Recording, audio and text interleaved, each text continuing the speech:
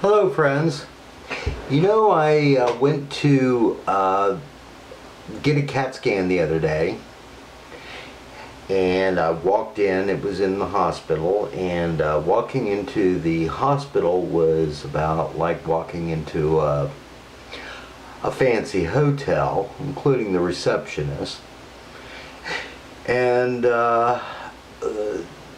I waited a few minutes. They called me back. The technician, oh, she was overly sweet to me, because I was coming in there getting a CAT scan of my arm. I somehow hurt my arm and couldn't write very well. Think maybe I had a pinched nerve, but regardless, I went back, had a CAT scan, and she was just so sweet. There for a moment I thought she was going to kiss me, but she didn't quite go that far, but I thought she was. But anyway, after the CAT scan, it only took a few minutes. They sent me home, and she sent me home with a bottle of water and 2 Fig Newtons. Why the bottle of water and 2 Fig Newtons, I'm not sure, but as much as a CAT scan cost, I thought for sure that I'd get something a little bit more than a Fig Newton and a bottle of water. The CAT scan cost quite a bit. And a lot of people are against such things as universal health care. I've actually went over to some foreign countries and decided to check out for myself the universal health care, because we've heard a lot of things over here about how terrible it was, how you have to wait long periods of time and so on and so forth just to get your health care. Or whatever's wrong with you, you have to wait a long period of time. Well, I went in, I hurt my eye. Actually, I was hiking through a rainforest and I hurt my eye, and a kind of bug or something flew in it, didn't know what it was. So I went into the emergency unit, and I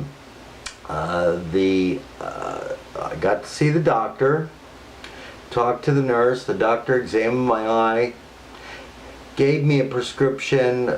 I just had some mucus scraped off my eye, by the way, and sent me on my way with the prescription. Said I was okay. Give me a little patch for my over the eye. Everything took me maybe about an hour, and they said, well, you're not a citizen, so we have to charge you. And the total charge for that emergency room visit, the doctor, the medication, everything, was a total of $35. You try to go into a emergency unit here in the States, and I'm sure it's going to cost you a lot more than $35, a whole lot more. I actually know somebody whose husband had a stroke, and he was driven 5 miles by the ambulance to the hospital, and it cost him like $700. And then while I was in a hospital for 1 week, the total amount was something close to about, I think it was $90,000. Which is, this is kind of ridiculous. I mean, you tell me we don't need change. Well, you see, a lot of people are very much afraid of change. And you hear a lot of those people complaining about it, and getting people and paying people to say how terrible the change would be if we was to have something such as universal health care. Well, those people that don't want change they're usually people that have money in their pocket and plenty of insurance. That's number one. And another thing I'd like to go on a little tangent about is that is with the insurance companies. You may have insurance for or you may pay your premiums for 5, 10, 15, 20 years, but all of a sudden you come down with your cancer or HIV, whatever, and all of a sudden they're going to want to cancel you. And the reason they want to cancel you is, 3 years ago you had a precancerous mole and you didn't have it removed, or you forgot to put your initial and your middle name or something of that nature, just any reason they can find to cancel you, so they can keep that money, because now they know it's going to cost them big bucks. Well, if you've been paying $40 a month for 5, 10, 15, 20 years, you know how much money they've gotten off of you, but now they want to cancel you because they want to hold on to the money. Well, the one thing I do have to say about change is a lot of people that don't like change, don't want to advance. They want to keep things the way they are because they're doing okay with insurance or money. And I remember some stories I've read that when Henry Ford invented the automobile, they wanted to throw him in an insane asylum, and they was trying to prove that people couldn't survive faster than 45 miles per hour. They also laughed at the Wright brothers for wanting to fly like a bird. So basically, a lot of people don't want change. They like things where they are, but if you don't have change, you're never going to advance to anywhere. I mean, part of this country was based on change, but now we've got I hate to use political words, but like certain politics, wanting to decline that change because they want things all for themselves. Well, as far as the insurance company analogy that I just made is, well, let's say you wanted to get a car, put it on layaway, which there are some used car lots that do that. You put your car on layaway 5, 10 years, probably not 10 years, but 3 or 4, 5 years, whatever.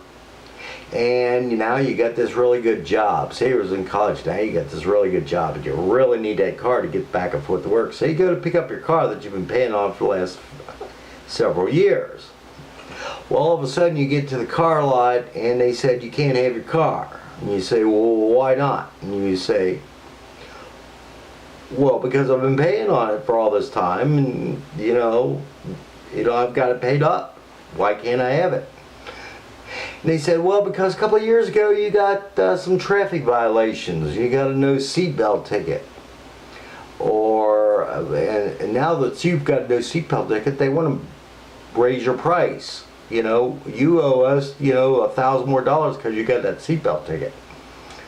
Or you've had some traffic violations, therefore you're a bad driver. You can't have your car. So you say, well, can I have my payments back that I paid in for all this time? And they say no. You just can't have your car because, you were a bad person at one time. Well, that's what the insurance companies, and that's how they're scamming a lot of people right now. And the insurance companies, it's just all about money. That's obviously all about money. Well, another thing is, how do doctors themselves know what prescriptions to write to you? And that's dictated to them by the pharmaceutical companies. As far as pharmaceutical companies are telling doctors what medicines are coming out and what they can prescribe, and if they write so many prescriptions for a certain particular medication, well, they get a kickback usually, either monetary or they get a free trip to Hawaii or whatever, just because they wrote out so many prescriptions. So, when it comes right down to it, your life and your health is dependent on how much money the insurance company wants to let you have, or how much money you've been paying to them, or how much money is in your bank account, and then you still may not get it. Somebody else is judging you on your health and your life. And they also say that, well, if you go into an emergency unit, you can't be refused by law. Well, that is true, but if you go into an emergency unit and you don't have any insurance, I guarantee you you're going to be socked with one great big bill that you're not going to be able to pay. Some people have had to file bankruptcy because they couldn't afford to pay that bill. And at the same time, you know that you will get less care than if you had insurance. Insurance companies do dictate to the hospitals and doctors because the insurance companies actually get a discount, but you don't. You don't get a discount, but the insurance companies, they all get a discount for for the hospitals and doctors. Again, because so they could save money.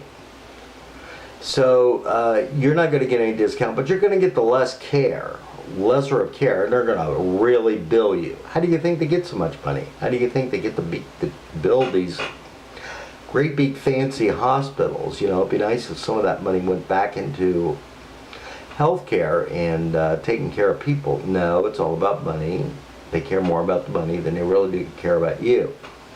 Don't be brainwashed by the people that don't want any change, because chances are they're doing okay, or they've been brainwashed that this is the way it is and this is the way it should be, and you're wrong. You know, I mean, when I was growing up, it was the same thing. I mean, my school teachers from my parents told me something, and I believed exactly what they were saying all the way into my 20s and 30s. Then after college, I got to start thinking for myself. And I'm thinking, wait a minute. I started questioning a few things. So just keep in mind that there's a lot of you're being scammed, you're being brainwashed, especially the media. One's heard that you can't believe everything you hear on the internet. Well, you can't believe everything is the total story that you see on the media, because the media is only going to want to excite you and make you angry or get you wound up. That's what the media is all about. You know, for people like even Rush Limbaugh, you know, he's getting paid to do what he does, and he does it very well. But again, he's getting paid for it. You know what? I'm not getting paid a dime for telling you. I just want to get out the truth.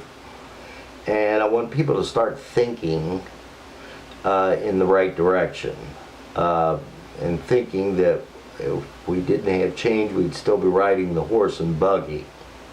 You know, but right now it's about healthcare and your life that we're all dependent on. So, and one more thing about the pharmaceutical company is that there was a medication that's put out. That medication starts with a G. If you reply or something, want to know the name, I'll give you the name of the medication. I can't think of it. It's a long name. I can't remember it exactly offhand, but that medication was originally put out as an antidepressant, and they discovered that there was too much competition with antidepressants. So they decided to make that into a pain pill, because it didn't make people worry about the pain as much. You know, so they could make more money and market it a little bit better. As far as antidepressants go, have you ever looked at some of these advertisements with antidepressants? Some of the side effects make you commit suicide. Well, you know, if I'm going to take a pill and wants to make me commit suicide, why do I want to take it? That's not an antidepressant. They're lying to you. If it's going to cause that kind of side effect, that's not an antidepressant. If they make you into a zombie and constipated, that's not making you into that's not a very good antidepressant.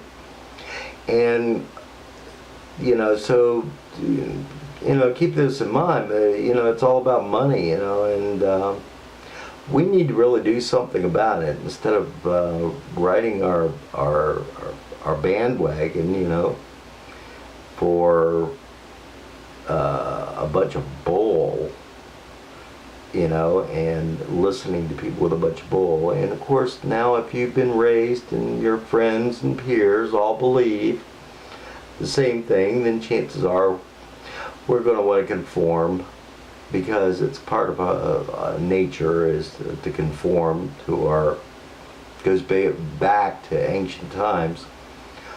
We want to conform to our peers, and a lot of times that was for survival reasons. So anyway,